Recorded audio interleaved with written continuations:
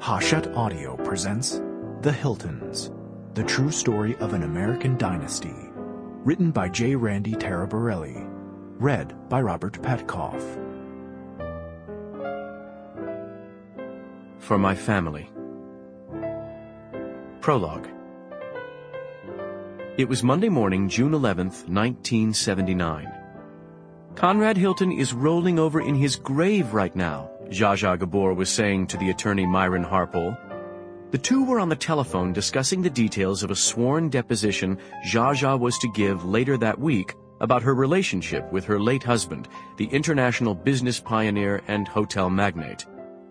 "Oh, how he would love to be able to control what I say about him," she observed wryly. "I don't know if that's true," Myron said carefully. He had been Conrad's attorney for more than 30 years, and even now, 6 months after his client's death, was still protective of him. "Oh, Myron," she said, laughing, "you know that if Conrad could be there, sitting right behind me and whispering in my ear, he'd love it." It was true that throughout his lifetime, Conrad Hilton had been a man used to being in complete control of himself and, some might argue, everyone around him. As one of the most successful businessmen in the world, he had made hundreds of millions of dollars with hotels around the world bearing his name.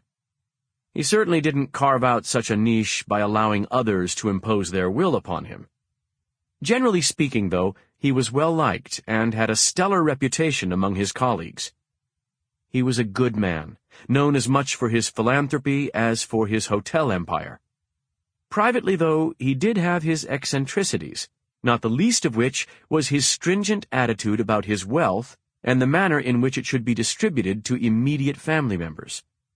It had long been Conrad's belief that merely being related to him should not guarantee his heirs a carefree, privileged life. He had made his money in what he called the good old-fashioned way, meaning he had earned it. A product of the Great Depression, he wanted his relatives to inherit his work ethic, not his money. A loan might be given from time to one of his 4 children, but failure to pay it back would result in a breach of trust not easily remedied. Now that Conrad was gone, some of his family members had serious reservations regarding his last will and testament. With hundreds of millions of dollars on the line, the stakes were high. There were hurt feelings, many questions.